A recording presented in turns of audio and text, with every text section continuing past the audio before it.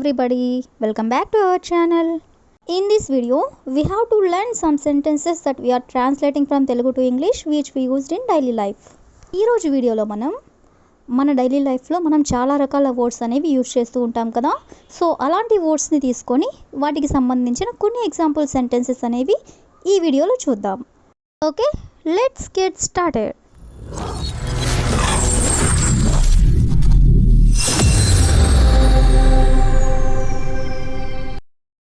Before going to the topic, if you like this video, please you can share this to your friends and family members, and also don't forget to subscribe my channel. Okay, let's get started. For example, నిజాయితీ అంటూ ఏమీ లేదు లేదా నమ్మకం అంటూ ఏమీ లేదు. ఈ టూ సెంటెన్స్లో కూడా మనం ఒక వర్డ్ని తీసుకొని అంటూ ఏమీ లేదు అని అంటూ ఉన్నాం కదా. సో ఇలాంటి వర్డ్స్ని మనం చాలా సందర్భంలో యూజ్ చేస్తూ ఉంటాం కదా. సో అంటూ ఏమీ లేదు అనే వర్డ్ని తీసుకొని మనం కొన్ని ఎగ్జాంపుల్ సెంటెన్సెస్ అనేవి చూద్దాం. సో ఫస్ట్ వన్ ఈస్ లోపం లేనిదంటూ ఏమీ లేదు. లోపం లేనిదంటూ ఏమీ లేదు. దీన్ని ఇంగ్లీష్లో there is no such thing as perfection. There is no such thing as perfection అంటే లోపం లేనిదంటూ ఏమీ లేదు అని. అదేవిధంగా నెక్స్ట్ వన్ ఈస్ కీర్తి అనేది ఏమీ లేదు. కీర్తి అనేది ఏమీ లేదు. సో దీని ఇంగ్లీష్లో there is no such thing as reputation. There is no such thing as reputation అంటే కీర్తి అనేది ఏమీ లేదు అని. అదేవిధంగా నెక్స్ట్ వన్ ఈస్ సాధించలేనిది అంటూ ఏమీ లేదు అంటే ఏదైనా సరే మనం సాధించలేనిదంటూ ఏమీ లేదు అని. సో దీని ఇంగ్లీష్లో there is no such thing as impossible. There is no such thing as impossible అంటే సాధించలేనిదంటూ ఏమీ లేదు అని. అదేవిధంగా నెక్స్ట్ వన్ ఈస్ చాలా బిజీగా ఉండడం అనేది ఏమీ లేదు. చాలా బిజీగా ఉండడం అనేది ఏమీ లేదు. సో దీని ఇంగ్లీష్లో there is no such thing as being too busy. There is no such thing as being too busy అంటే చాలా బిజీగా ఉండడం అనేది ఏమీ లేదు అని. అదేవిధంగా నెక్స్ట్ వన్ ఈస్ నిజాయితీ అంటూ ఏమీ లేదు. నిజాయితీ అంటూ ఏమీ లేదు. సో దీన్ని ఇంగ్లీష్లో there is no such thing as honesty అంటే నిజాయితీ అంటూ ఏమీ లేదు అని. అదేవిధంగా నెక్స్ట్ వన్ ఈస్ దెయ్యం అనేది ఏమీ లేదు. దెయ్యం అనేది ఏమీ లేదు ఇలా చెప్పాలనుకున్నప్పుడు there is no such thing as a ghost. There is no such thing as a ghost అంటే దెయ్యం అనేది ఏమీ లేదు అని. సో ఈ విధంగా మనం అనేదేమీ లేదు అనే వర్డ్ని యూజ్ చేసుకొని కొన్ని ఎగ్జాంపుల్స్ అనేవి చూసాం కదా. ఇప్పుడైతే ఇంకొక వర్డ్ని తీసుకొని వాటికి సంబంధించిన కొన్ని ఎగ్జాంపుల్స్ చూద్దాం. అతనికి ఆ ఇంటితో ఎటువంటి సంబంధం లేదు. అలాగే నాకు దానితో ఎటువంటి సంబంధం లేదు.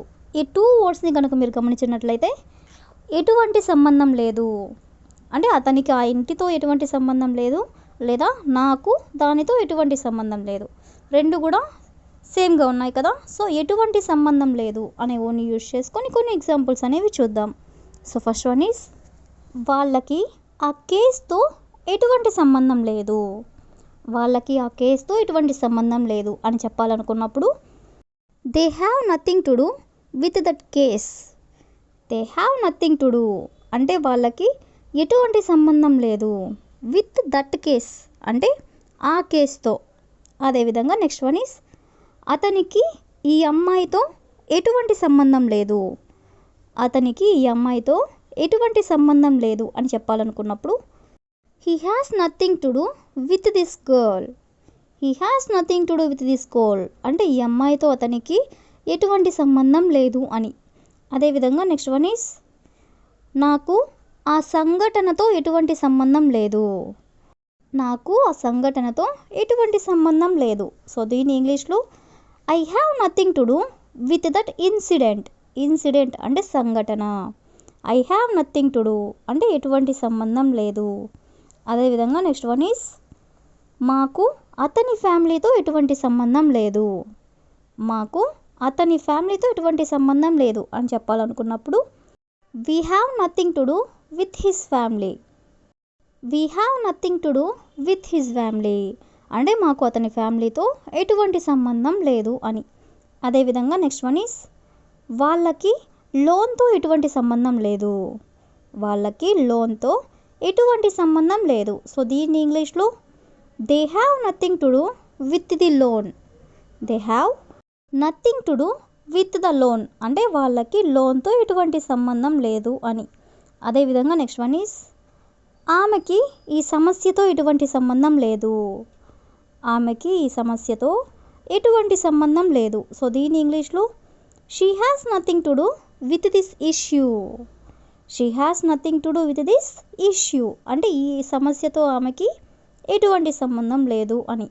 సో ఈ విధంగా మనం ఎటువంటి సంబంధం లేదు అనే వర్డ్ని తీసుకొని మనం కొన్ని ఎగ్జాంపుల్స్ అనేవి చూసాం కదా.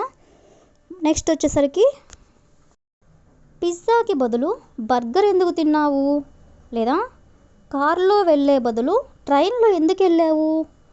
ఒకసారి ఈ 2 సెంటెన్సెస్ చూడండి. అంటే ఒక్కదానికి బదులు ఇంకోటి ఎందుకు చేశావు అని, లేదా ఒక్క దాంట్లో వెళ్ళే బదులు ఇంకో దాంట్లో వెళ్ళావు అని. సో ఇలాంటి సెంటెన్సెస్ని కూడా మనం చాలా సందర్భంలో యూజ్ చేస్తూ ఉంటాం కదా. సో బదులు అంటే పిజ్జాకి బదులు బర్గర్ ఎందుకు తిన్నావు, కార్లో వెళ్ళే బదులు ట్రైన్లో ఎందుకు వెళ్ళావు.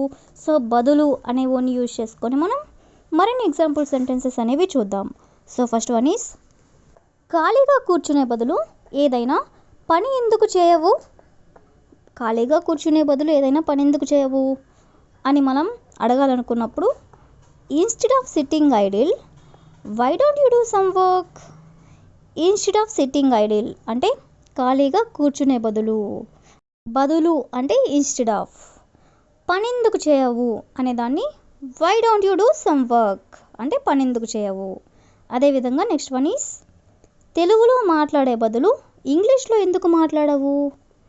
తెలుగులో మాట్లాడే బదులు ఇంగ్లీష్లో ఎందుకు మాట్లాడవు అని అడగాలనుకున్నప్పుడు instead of speaking in Telugu why don't you speak in English.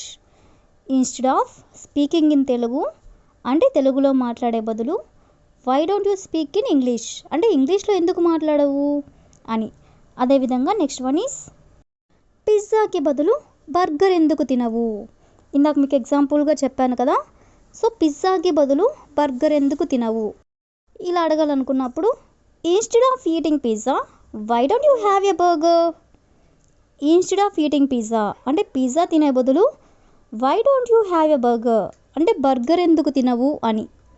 So ఈ విధంగా మనం బదులు అనే వర్డ్ని యూజ్ చేసుకొని కొన్ని ఎగ్జాంపుల్స్ అనేవి చూసాం కదా. So that's all for today. I will ask you a question for you.